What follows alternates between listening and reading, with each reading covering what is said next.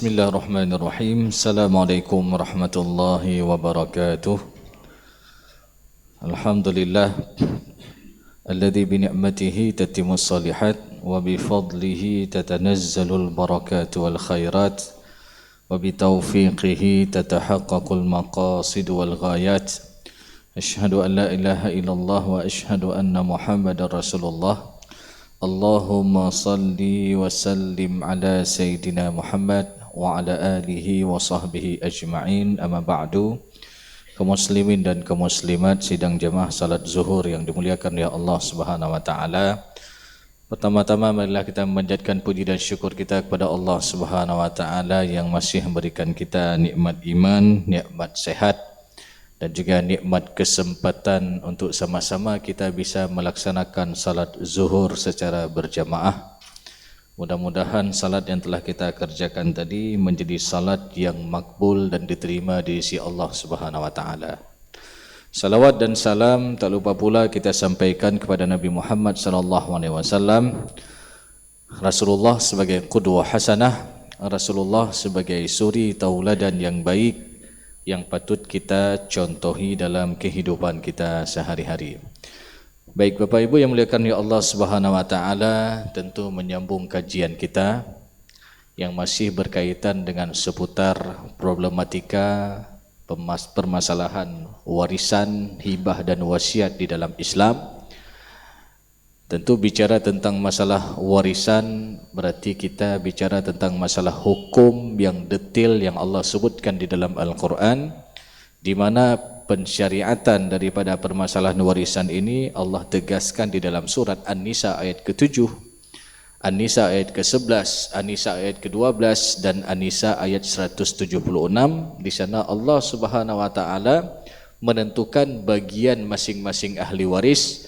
Ada yang dapat porsi 1/2, ada yang dapat porsi 1/3, 1/4, 1/6, 1/8 dan 2/3.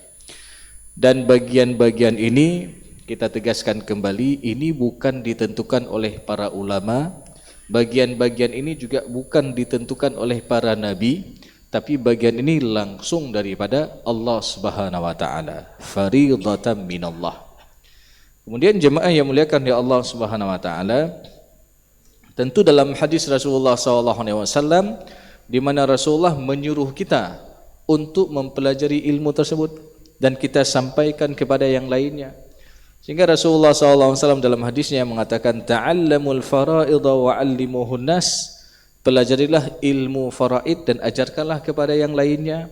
Fa innaha nisful ilm, sesungguhnya dia adalah setengah daripada ilmu.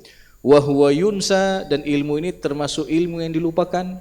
Wa huwa awwalu syai'in yunza'u min ummati, bahkan ilmu ini termasuk ilmu yang paling awal dicabut daripada umatku. Maka dicabutnya sebuah ilmu itu ketika berlaku dua hal, ketika berlaku dua kondisi. Apa yang pertama? Yang pertama ketika ada orang enggak mau belajar, dia cuek terhadap ilmu tersebut. Yang kedua, ketika terjadinya Allah wafatkan orang yang faham. Jadi kalau dua-duanya ini terjadi, seakan-akan ilmu itu sudah dicabut oleh Allah Subhanahu wa taala. Lalu ketika sebuah ilmu itu ditarik oleh Allah Subhanahu wa taala, apa yang terjadi? Wa tazharul fitan, akan banyak timbul fitnah-fitnah.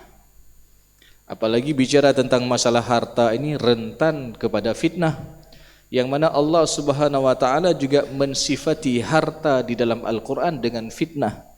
Wa'lamu annama amwalukum wa auladukum fitnah, ketahuilah bahwasanya harta kalian dan anak-anak kalian adalah fitnah. Tempat kita diuji, tempat kita dicoba.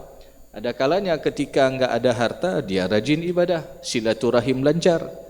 Ketika sudah ada harta sedikit, sudah malas ibadah, sibuk dengan bisnisnya, sibuk dengan perdagangannya. Bahkan ketika ada harta sedikit, ada yang sampai ribut-ribut dengan saudara sendiri. Abang beradik ribut masalah harta yang ditinggalkan oleh orang tua, sampai enggak ngomong-ngomong lagi. Dan ini bertahun-tahun. Enggak ngomong-ngomong sampai bertahun-tahun, padahal mereka lahir dari rahim yang satu. Tidak hanya itu, bahkan ada yang sampai pukul-pukul, ada yang sampai fitnah memfitnah. Ada lagi ditanamkan kebencian kepada anak-anak mereka. Abangnya bilang sama anaknya, nyobek jakli rumah apa? Masa pergi lagi rumah paman, rumah bibi ya, nggak pas dia. Begitu juga adik-adiknya juga bilang sama anak-anaknya, bilang nggak pas dengan pamannya.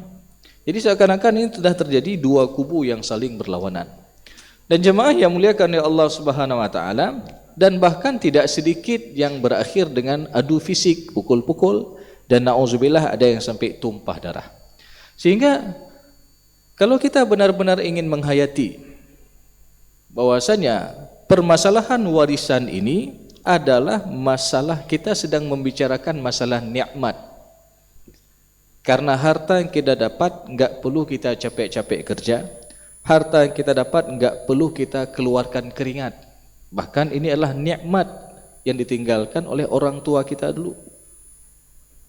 Maka oleh karena itu jemaah yang muliakan ya Allah Subhanahu wa taala, lalu kenapa juga banyak terjadi masalah? Kenapa banyak terjadi sengketa dalam hal warisan ini? Maka secara umum bisa kita bagikan dalam 3 kelompok. Orang yang ribut-ribut masalah warisan, yang pertama itu boleh jadi karena tidak adanya ilmu, sehingga dia menfatwakan sesuai dengan hawa nafsunya.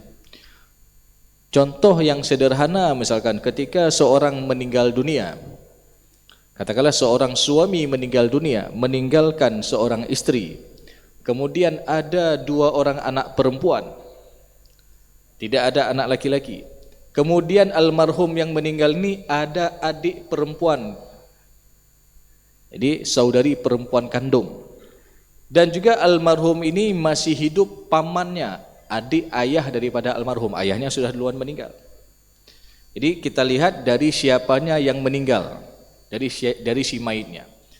Jadi seorang meninggal dunia meninggalkan seorang istri, ada 2 orang anak perempuan, kemudian almarhum yang meninggal ini ada adik perempuan, kemudian almarhum yang meninggal ini ada punya paman, adik daripada ayah kandungnya.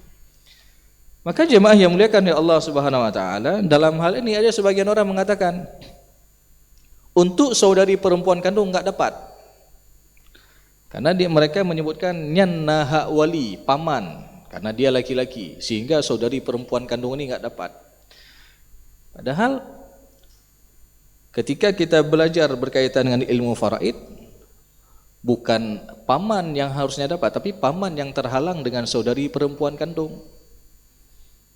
Maka dalam kasus tersebut istri dia dapat porsi 1/8 karena almarhum yang meninggal ini ada keturunan. Kemudian 2 orang anak perempuan dia dapat porsi 2/3 sesuai dengan An-Nisa ayat ke-11. Fa in kunna nisa'an fawqa ithnataini falahunna thulutsa ma tarak. Jadi kalau ada seseorang meninggal dunia meninggalkan anak perempuan 2 orang ke atas, 2, 3 dan seterusnya, tidak ada anak laki-laki, maka porsinya 2/3. Sedangkan untuk saudari perempuan kandung dia mendapatkan asabah ma'al ghairi, karena berdasarkan hadis Rasulullah SAW, ij'alu al-akhawat ma'al banat asabatan. Jadikanlah untuk saudari perempuan kandung ketika dia bertemu dengan keturunan perempuan daripada almarhum, tidak ada yang laki-lakinya, maka mereka dapat asabah. Sedangkan paman di sini terhalang dengan saudari perempuan kandung. Maka di sini kita butuh ilmu jemaah yang muliakan ya Allah SWT. Baik sampai hana ilmu kamu pakai tapi kedoro. Ini yang pertama. Kemudian yang kedua, ada orang yang ribut-ribut masalah harta warisan itu karena masalah 1 jengkal. Apa yang masalah 1 jengkal ini? Masalah perut, masalah ketidakpuasan dan lain sebagainya. Ada contoh kasus ketika meninggal orang tuanya, ahli warisnya hanya 1 laki-laki 1 perempuan, anaknya sepasang, 1 laki-laki 1 perempuan.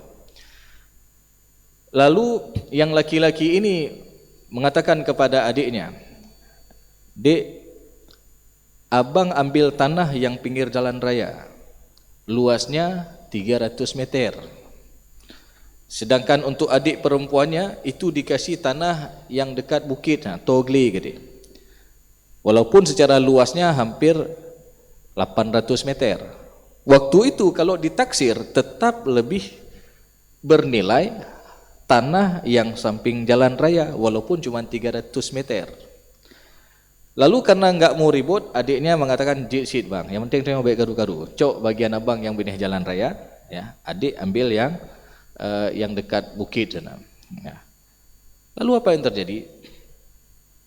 Beberapa tahun kemudian, rupanya tanah adiknya yang dekat bukit itu terkena perluasan jalan tol yang sudah dihargai, nilainya sudah tinggi lah.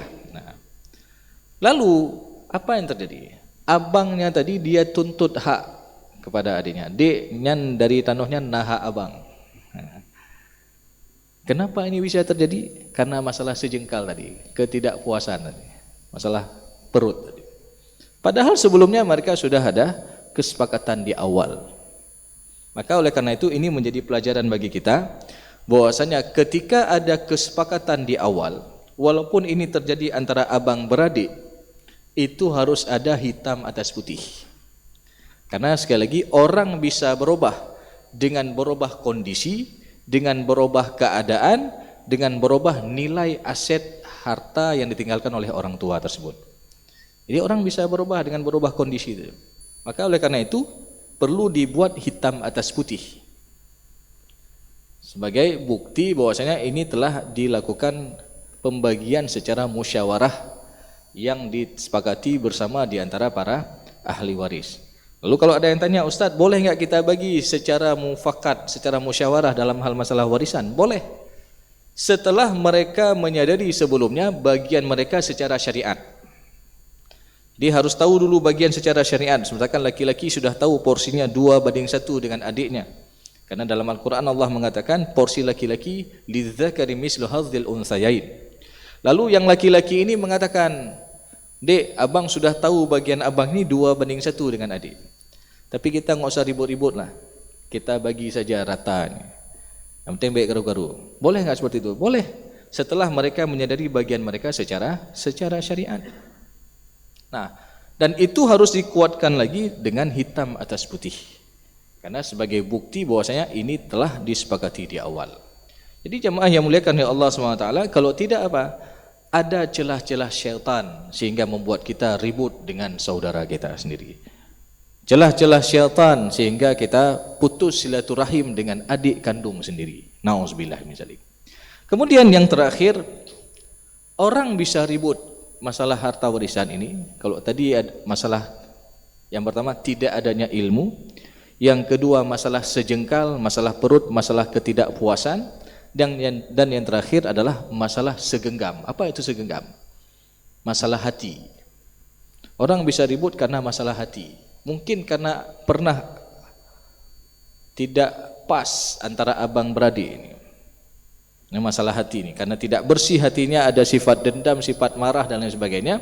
Akhirnya walaupun benar sekali dibilang oleh abangnya, oleh adiknya yang karena ada sifat benci tadi, enggak pas hati ataupun dia sakit hati dengan abangnya, apapun dibilang abangnya walaupun sudah benar, itu tetap salah di mata adiknya. Maka oleh karena itu ini juga banyak terjadi di masalah segenggam ini. Maka oleh karena itu jemaah yang muliakan oleh Allah Subhanahu wa taala, ini harus kita bersihkan. Karena sekali lagi bicara tentang masalah warisan, kita bicara tentang masalah hak, jangan sampai kita menzalimi hak ahli waris yang lain. Karena walaupun kita ambil hak tanah satu jengkal secara zalim, itu di hari akhir nanti Rasulullah SAW mengatakan apa? Man akhadha shibran minal ardi zulman, barang siapa yang mengambil sejengkal hak tanah secara zalim yang bukan haknya, lalu dia mengatakan itu punya haknya, fa innahu yuqawwiduhu yaumal qiyamati sab'a aradin, kelak di hari akhir nanti dia akan dihimpit dan dikalungkan seberat 7 lapis bumi. Coba kita bayangkan. Baru tingkat sejengkal hak tanah kita ambil secara zalim, di hari akhir nanti kita akan menanggung beban seberat 7 lapis bumi. Coba kita bayangkan kalau bapak-bapak misalkan pernah mengangkat jenazah dari rumah menuju ke masjid ataupun dari masjid menuju ke kuburan. Kita angkat jenazah. Mungkin baru berapa meter itu kita angkat pun beramai-ramai itu. Baru berapa ratus meter kita jalan terasa enggak kuat ini. Itu ramai-ramai cuma satu jenazah. Apalagi di hari akhir nanti, jemaah yang muliakan ya Allah SWT, ketika kita mengambil hak tanah satu jengkal secara zalim, dia akan diberikan beban seberat 7 lapis bumi di pundaknya. Nauzubillah min zalik. Bahkan jemaah yang muliakan ya Allah SWT, ada yang sampai bersumpah dia bawa nama Allah untuk zalim terhadap orang lain. Bahkan dia sumpah di situ ada hak saya. Demi Allah di situ ada hak saya. Padahal dia sudah tahu di sana tidak ada haknya. Maka ini hati-hati. Karena Rasulullah SAW juga pernah mengatakan dalam makna hadisnya, barang siapa yang bersumpah atas nama Allah untuk zalim terhadap hak orang lain, maka haram baginya masuk ke dalam syurganya Allah Subhanahu wa taala. Maka oleh karena itu jemaah yang muliakan ya Allah Subhanahu wa taala, tentu setiap harta yang kita dapatkan akan diminta pertanggungjawaban oleh Allah Subhanahu wa taala.